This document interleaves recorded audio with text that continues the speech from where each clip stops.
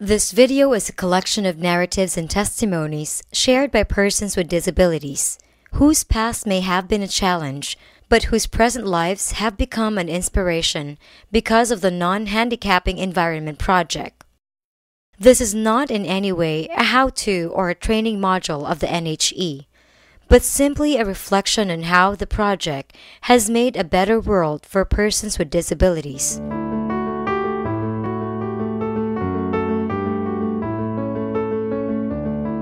A journey of 1,000 miles begins with a single step. And each single step is what it takes to create a change.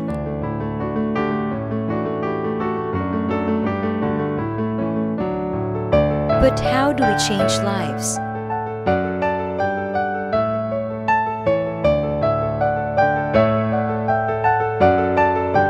Let us listen to their stories.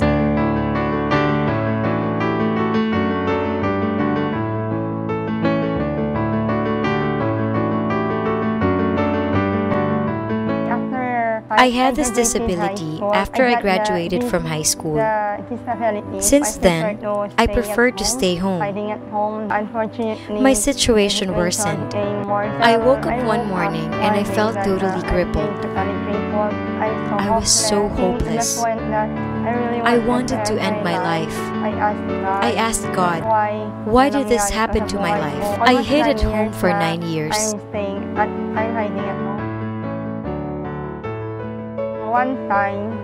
Until one day, our focal person, Miss Maylene Sustento, visited me. She interviewed me, but I was very shy. Since then, she would always text and call me whenever there was a program. She encouraged me to come out and join the community. I met other persons with disabilities. I realized that I was not alone after I met other persons with disabilities. I became active in the organization. I became more confident to face a lot of people. I participated in activities like home visits.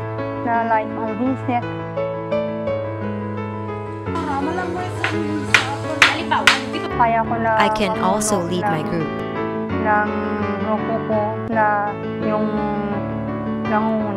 We realize that we cannot achieve everything, but we remain positive in all things that we do. We do not force other persons with disabilities,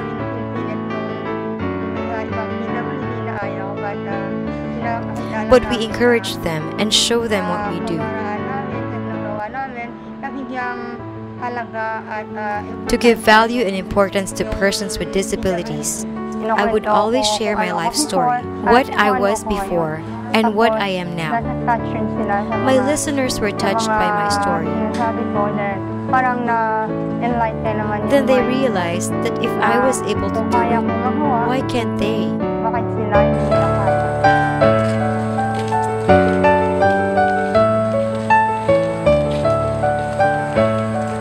The creation of the Non-Handicapping Environment, or NHE, in the rural municipalities of the Philippines was initially launched in New Lucena, Iloilo, and Opol, Misamis Oriental.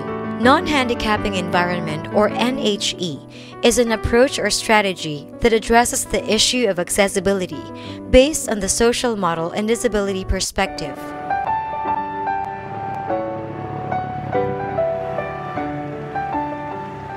When I went to the barangays, one day during the campaign, I went around the village and visited a person with disability.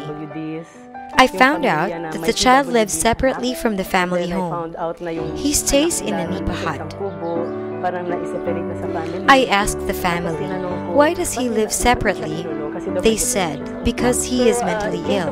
I realized that we should also give attention to the sector of persons with disabilities. There are quite a number of them, but we don't do anything because we don't know what to do. When Miss Noriko, The representative from the Japan International Cooperation Agency, or JICA, visited the municipality of New Lucena in the province of Iloilo in southern Philippines. She asked me if the local government units support the persons with disabilities. I said yes, because we already have the existing data. I've learned a lot from the project. I was able to understand more the lives of persons with disabilities. I placed myself into their situation. I have seen their struggles, and these are what inspire and drive me. Since I am the mayor of the town, I have the right to decide. I allocated budget for the construction of the access ramp. If we don't provide them with accessibility, how can they become functional in society?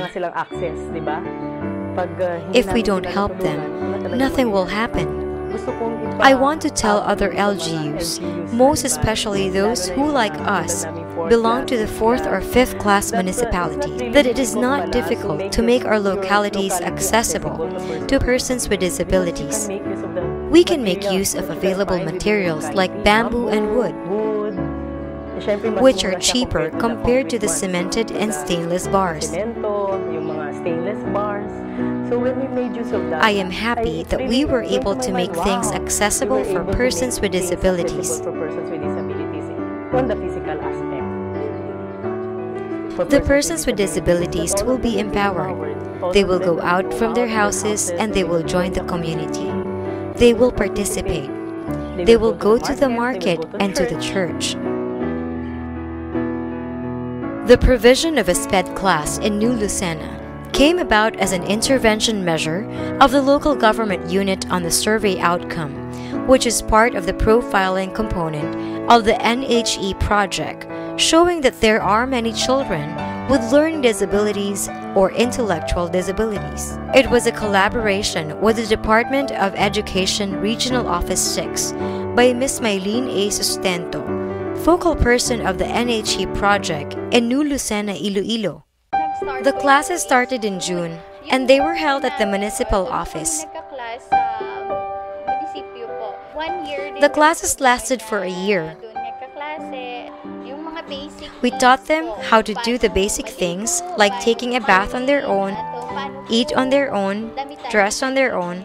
We teach them these things so that they can take care of themselves when no one can take care of them anymore.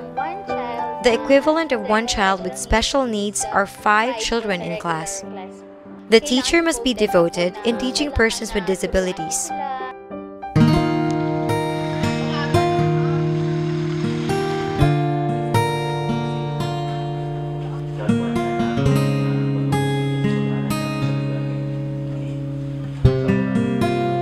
Salon para sa mga persons with disabilities and other.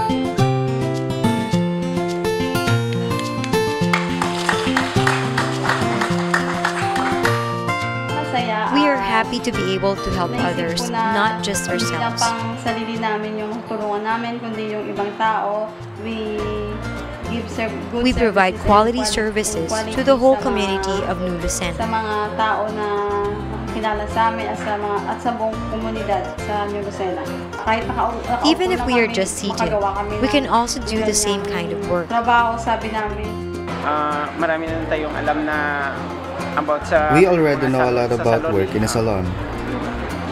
I know how to cut hair. Haircut ka o marunong ka din manicure. Thus, we decided we can put up our own salon already. Usapan namin na yun, gusto namin magtayo ng salon.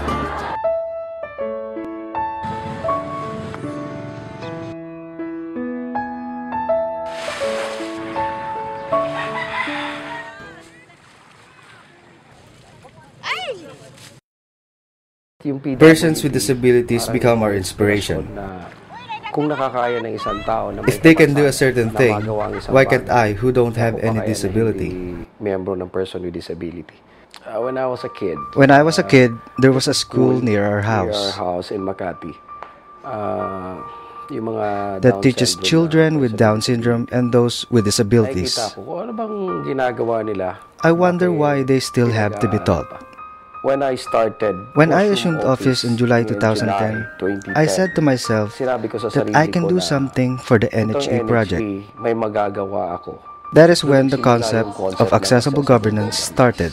Sabihin mo merong transparency, accountability. But if you add accessibility, it will be for everybody. Barangay-based approach. Parents meeting. Luyong Bonbon Village in Opol, Misamis Oriental. Today, I can say that the people here in the municipality of Opol, Misamis Oriental respect persons with disabilities. You will no longer hear of people making fun of them. Yun lang sa akin na hindi kailangan. I believe that my projects need not to be that big. If I can only change the people's attitudes towards persons with disabilities, then that becomes my greatest achievement. Access audits conducted by LGU officials and persons with disabilities to promote physical accessibility in the municipality. Access audit.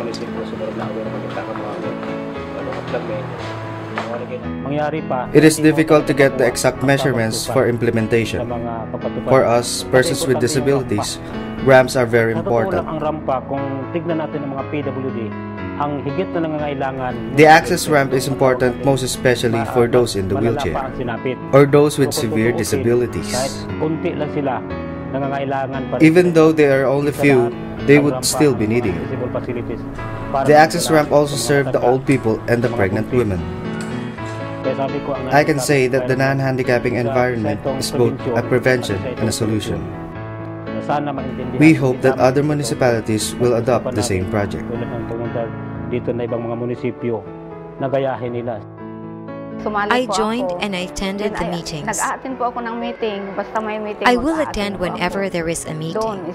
They let me join the education seminar on the rights and privileges of persons with disabilities. I learned my rights. I learned that I have to assert them. The LGUs likewise cooperate. They mandate the drivers of public transportation to let the persons with disabilities ride in their vehicles.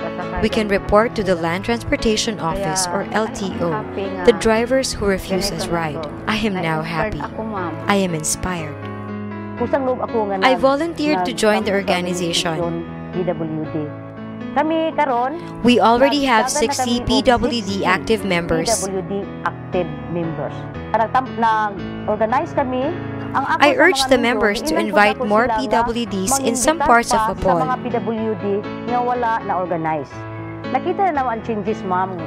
Our village chairman also helped us enlighten and invite more PWDs.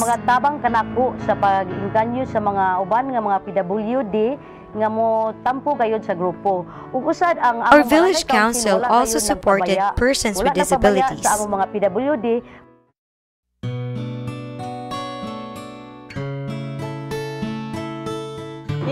I didn't have money before to start a business. I worked as a laundry woman. I saved my wages. I started with only 150 pesos. I saved every day until I have enough money. I told my fellow persons with disabilities that they should be confident. They should maximize whatever they have. Despite our disabilities, we can work as other people do. Bagokbok Village in Opol, Misamis Oriental. Even until today, I am being bullied by other children.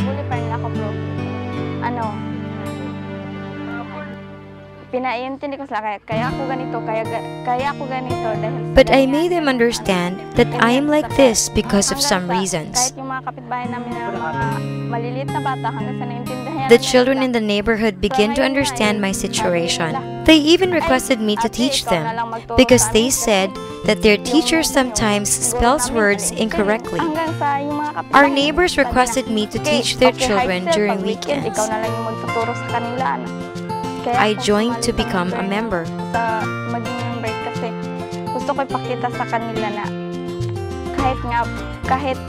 I want to prove that despite my disabilities, I am not different from other people. The way I walk may not be the same as others, but the way I think is similar to theirs.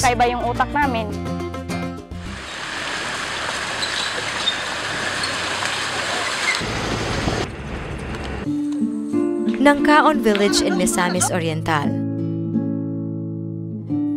Home visit in Nangkaon Village, Opol, Misamis Oriental. I was 44 years old when I had a problem with my left leg. In 2000, it was cut off. My right leg was also amputated after 9 years.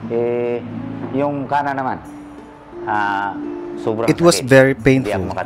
I can hardly sleep. The wound doesn't heal. At first, I lost confidence because of my disability. March 3, 2005, On March 3, 2005, I called for a general assembly of the entire community. I wanted to step down then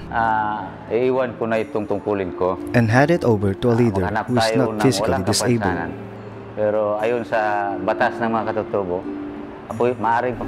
But according to indigenous laws, the leader cannot be replaced if he is still alive. I am happy to see the people under my care. They became closer to me. They love me even more. The persons with disabilities learned their rights. The persons with disabilities did not know their rights before. They were hiding. They learned that they shouldn't hide from society. We have our rights. Datu Norberto Puasan of the Nangkaon Village in Opol, Misamis Oriental, a leader of Higaonon, an indigenous community, was a finalist of the 2010 Gawad Henny Lopez Bayaning Pilipino Awards. PWDs from Opol, Misamis Oriental flew to New Lucena, Iloilo for the leadership and advocacy training for the PWDs. It serves as a turning point for the newly discovered confidence and new friendships made along the way.